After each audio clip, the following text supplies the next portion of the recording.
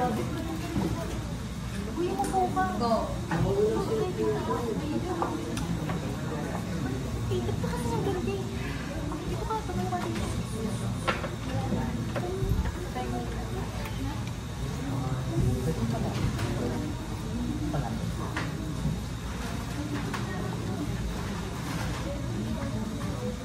Magandang araw sa inyong lahat. Ang pagtatanghal na inyong masasaksihan ngayon ay hindi lamang isang kwento. Ito ay pagsilip sa ating kasaysayan. Noong unang panahon, tungkol sa mga Amerikano, maraming influensyang dumating sa Pilipinas. Edukasyon, paggamit ng wikang Ingles, pero higit sa lahat, ang Godabin. Ito ay tanyag na anyo ng aliw na pumasok sa Pilipinas sa ilalim ng mga Amerikano. Dito, makikita natin ang sayaw, awit, pagpapatawa, ngunit sa likod ng mga ngiti at palakpak, may mga kwentong hindi basta nakikita sa entablado. Mga kwentong tungkol sa kapangyarihan, sa pakikibaka, at sa ating sariling pagkatao bilang Pilipino.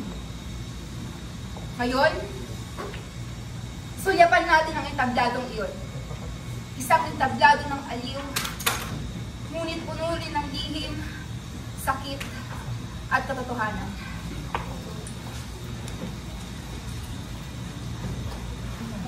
Ate, tignan mo to, oh. Grabe. Ang ganda talaga ng great lola natin. Kamukha mo siya. Pwede ba? Tantangan mo nga ako. Paulit-ulit nakakarinig. Lalo na lang. Kamukha ba talaga yan? Part lang ng history yan. Hindi naman importante sa buhay ko.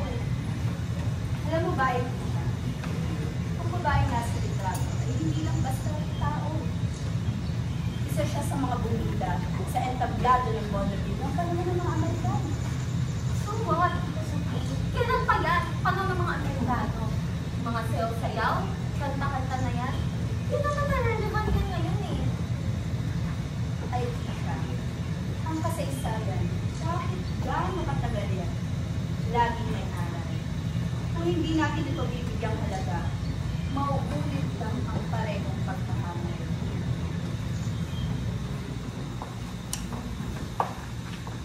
Ngunit sa likod ng mga biro at kawalang pakialam ni Tisha, may mga salitang naiwan sa kanyang isipan.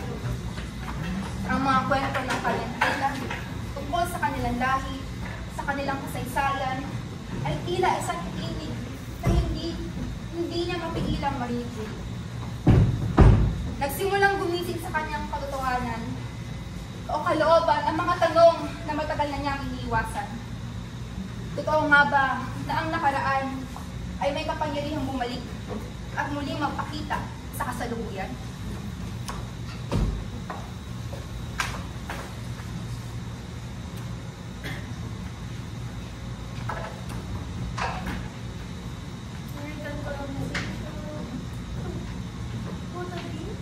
What does that have to do with me?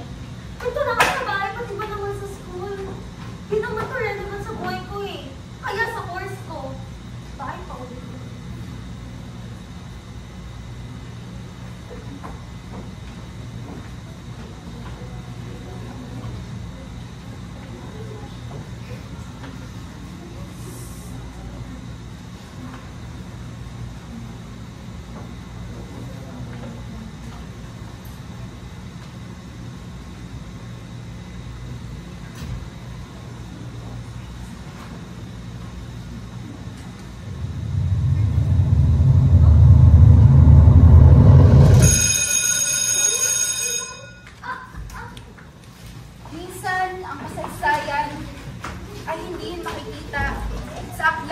binabasa.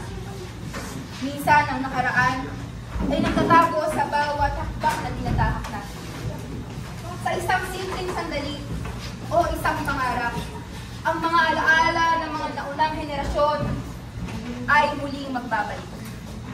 Ngayon, si Aitisha ay makakaranas ng isang paglalakbay pabalik sa isang panahon na tinakpan ng alikabok Sa bawat tunog ng kampana, ang kanyang mata ay magbabalik sa nakaraan. At sa isang iglap, mula sa silid-aralan ng kasalukuyan, siya ay mapapadpad sa isang entablado ng nakaraan. Isang entablado ng sining, isang entablado ng sayaw, at isang entablado ng paglaban.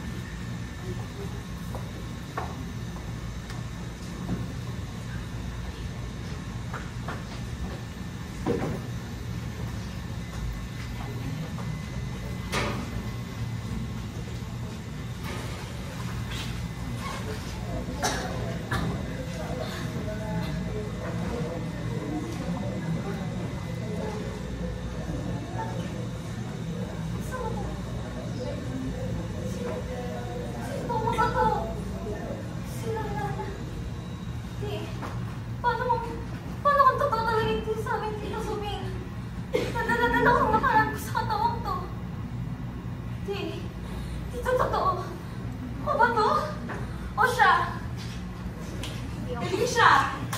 Ano ba? Oras na. Ikaw ang bida mamaya sa entablado. Huwag kang kabahan. Sanay ka na rito.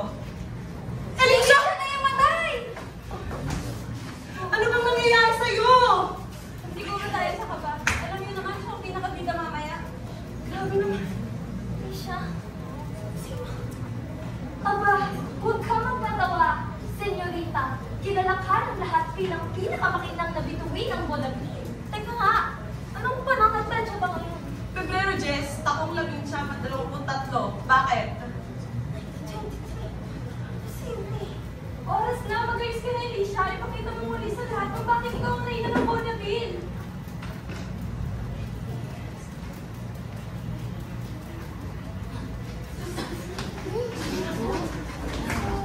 Mga babae, bilisan niyo, naiinip ang mga manunood.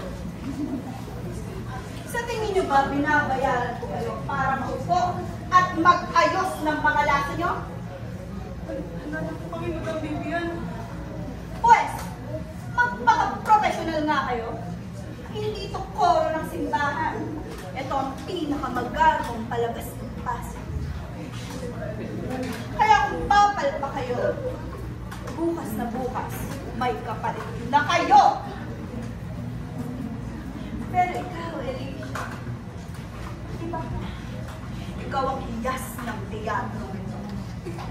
Ang mga Amerikano, ang mayayamang Pilipino, para sila sa'yo dumalaw. Kaya kung wala ka, maluluya ka.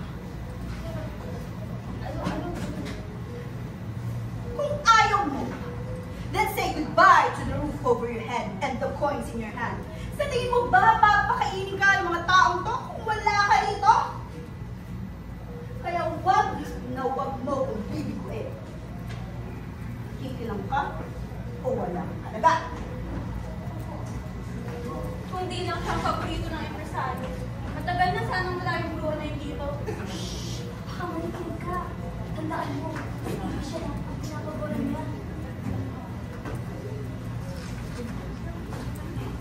Saan ako? Baka si ganito. Sino ba kasi itong mga to? Tingin, ito ba talaga pinagdaanan ni Lola noon? Paano kung hindi ko kayanin?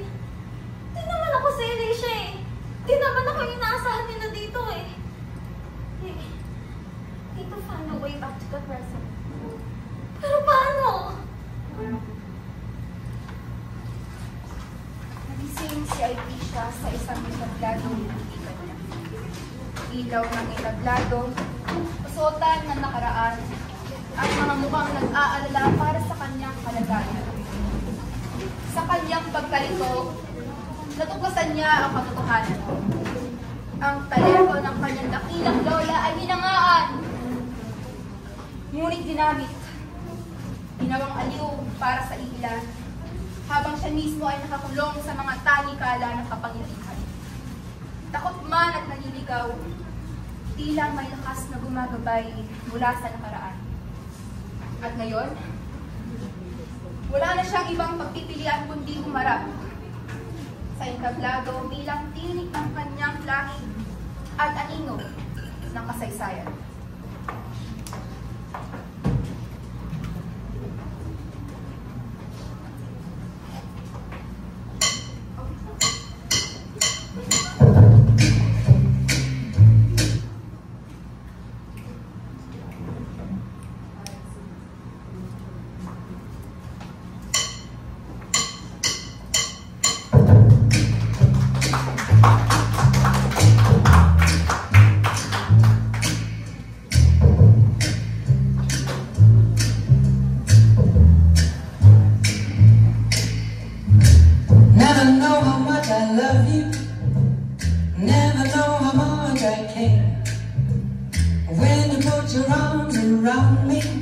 I get a fever that's so hard to bear. You give me fever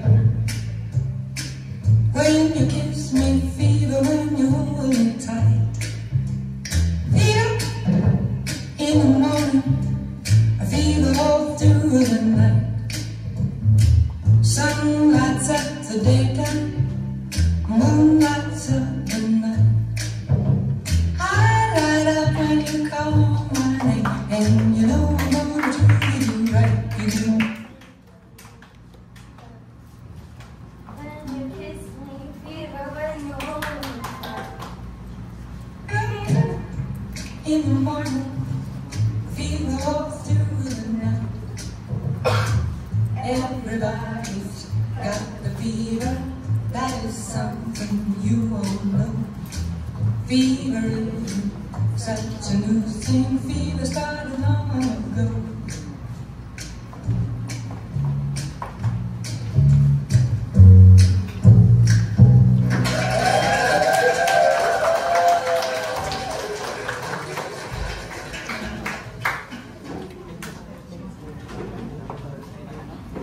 Ngunit sa gitna ng palakpakan at ng madla, may dalawang pares ng matang nakatuon kay Aisha. Sa isa, si Ezra, isang Amerikanong sundalo na titignan siyang hindi bilang artista, kundi bilang pag-aari na maaari niyang hakitin. At sa kabila, si Angelo, isang hamak na tagalinis ng etablado na sa unang pagkakataon ay nasilayan ng isang liwanag na bumihag sa kanyang puso. Sa isang gabi ng tugtugan at aliw, nagsilang ang dalawang magkaibang pagtingin. Isa'y nananakop at isa'y nagmamahal. At dito magsisimula ang banggaan ng kapangyarihan at damdamin.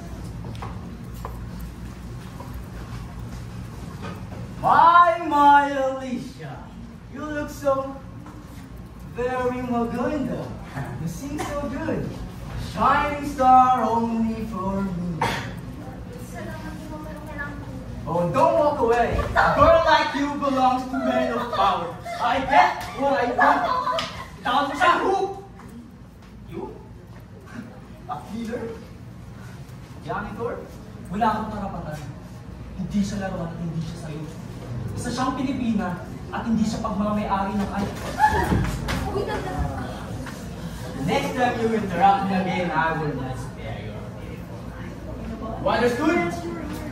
And you, my dear, I'll make sure it was her. But for now, fever in the mood. Roon na silaya ng bangis ng kapangyarihan. Isang sundalong banyaga laban sa isang karaniwang Pilipino.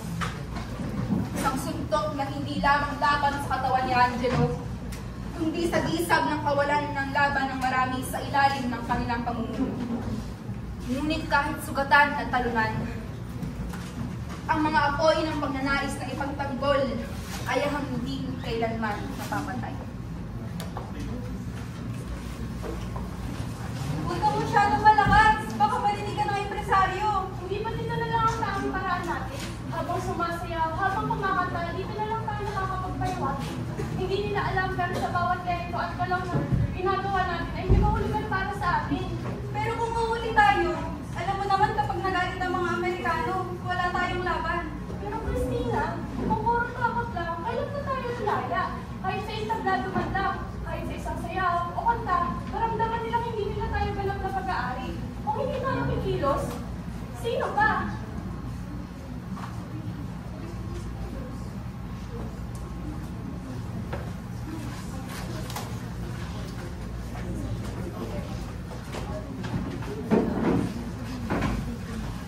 Good evening, mga ladies and gentlemen. Welcome to the greatest show in Pasig. Yeah? Ay, oo! Greatest show nga raw. Greatest, kasi kahit sigmura namin kumakalam, smile pa rin para sa kanila. Yes.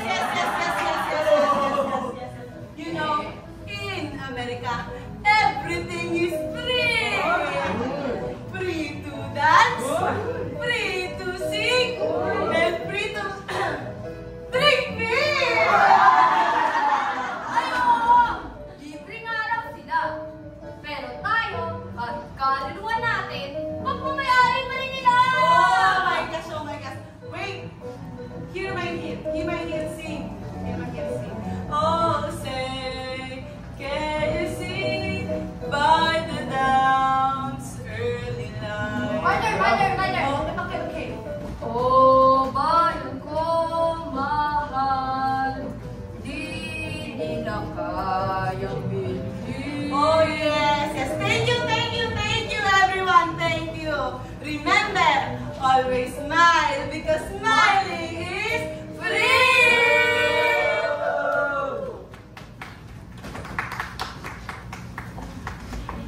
Sa gitna ng halakhakan at ingay ng palabas, may mga lihim na kumikilos sa likod. Sapagkat hindi lahat ng ngiti ay totoo, at hindi lahat ng pumapalakpak ay payapa.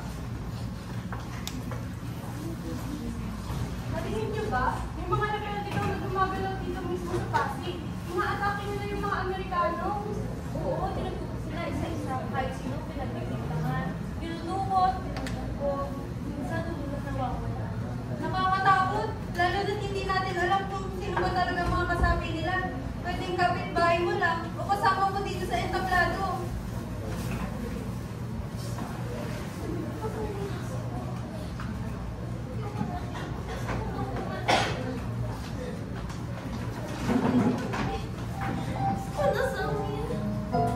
Kuna si Rod.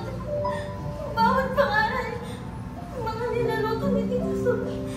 Ayoko dito ngayon. Bilang ito ginagawa nila. Sino ba talagang kapalaran ko? Hindi ko alam paano ako babalikin. Pero kung ito talaga yung kapalaran ko, kailangan kong tanggapin. Kailangan kong manindigan. Kailangan kong lumaban. Dito kayo magpapatuloy ang pwesto ng aking pamilya. Kasi dito, kahit mahirap, alam ko din kung nag-iisa.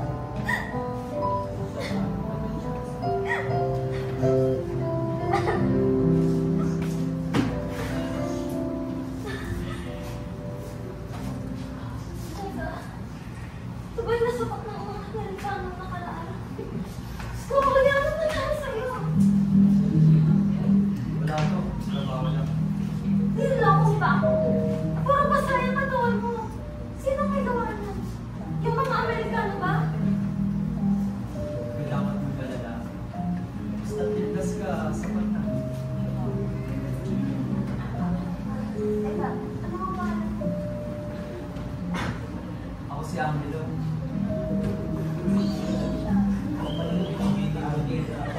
Kailangan ko i-release. Ano? Parang hindi ka kamusta. Mabuti nga nakita kita. Tingnan mo yung mga kamay mo. Ba't parang kasi seryoso itong aso mo? Wala lang to. Kung alam mo lang, tuwing kayo nasa entablado parang mawawala lahat ng sakit. Pero,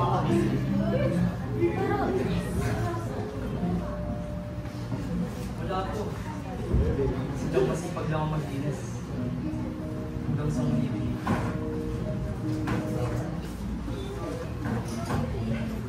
Sa katahimikan ng kanilang piling, tumambad ang mas malupit na katotohanan.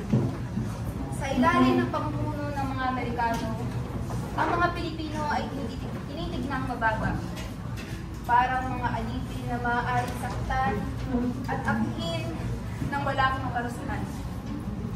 Ngunit sa gitna ng kawalang katarungan, may umuusbong na damdamin, pag-aalala at malasakit, at unti-unting pag-ibig ng higpit nilang iniligid. Pag-ibig na ipinagbabawal ng lipunan at kapangyarihan, ngunit nagbibigay ng lakas at pag-asa. Ngunit sa gitna ng lungkot at lihim, patuloy ang ikot ng entablado. Sapagkat ang Vodavil, higit sa lahat, ay para magbigay aliw. Ngayon, isang kakaibang laban ang inyong masasaksihan. Hindi sa kalsada, kundi sa harap ng madla. Ang sagupaan ng dalawang Pinoy na boksinger! Ladies and gents, for tonight's special attraction, straight from the streets of Tondo, give it up for Kid Kano!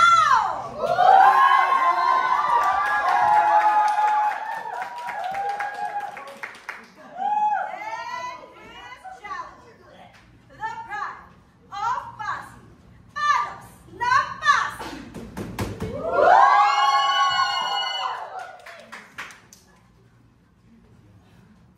Alright.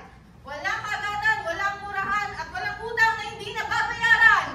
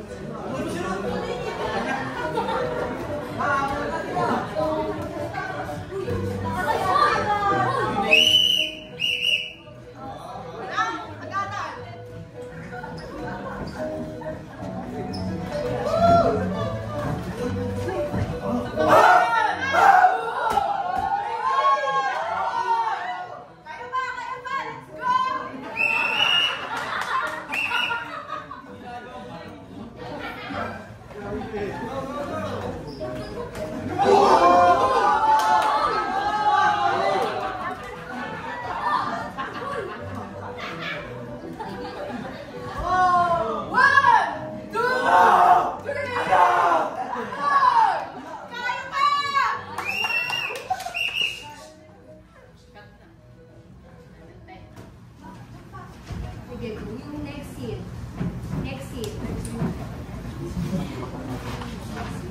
Mabilis ang facing natin, please. Ang bilisan. Pwedeng balinis na po. Sige. Go, IP. Kaya. Diretso lang, tuloy. Tuloy na.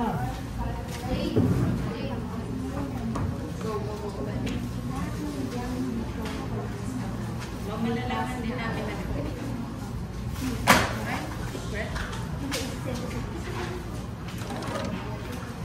Angelos? Ano yung mga hawak mo? Pabelya. Ginagawa mo dito. Gabi na, ba't di ka pa nagpapahinga? Alinis lang ito. Buti na yung mga tanong mo. Ano yun?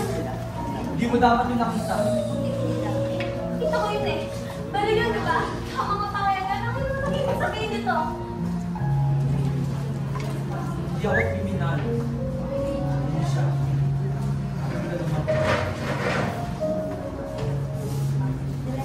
Hindi na ako nakapag-vinci. Hindi mo ako kasama sa isang pinsan. Dapat sa kapila. Nagdidikit kami ng mga lihi na pamayanan. Maring paalala sa bayan na kami tayo anong ngayon. Nagpapadala kami ng mga mensahe. Tinatago sa sitin mapin para magkaisang tao dapat sa mga totoo. Hanggang kapag kailangan, sumusugod lang ako. Hindi para pumatay ang walang dahilan. Para magdawat sa ilan. Siya, bawat sugat, bawat pasan na nakikita ko sa akin ay kabayaran ng pag-ibig. Mga Angelos, di ako nagkakamali.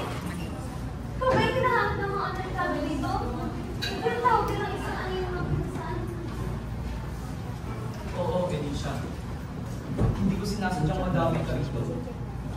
Hanggat maaari, kalimutan mo lahat at huwag mo pangkitin kahit kanino. Ay, hindi ko magagawa. Hindi ko kayang maging bulan. Okay. Pero, naiintindihan ko kung ba't ginagawa ko. Ay, hindi ko man kaya masala ng buko. Pero mapapangako ko. Nakaya ko yung pagkawalang kanila. Maraming salamat, Elisha. Pero hindi ko na naisip mapahabang ang balikan sa iyo.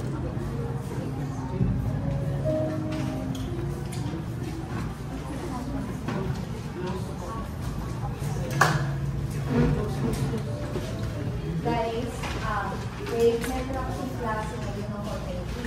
So, ang nabigay na lang sa akin yung dialogue. Okay?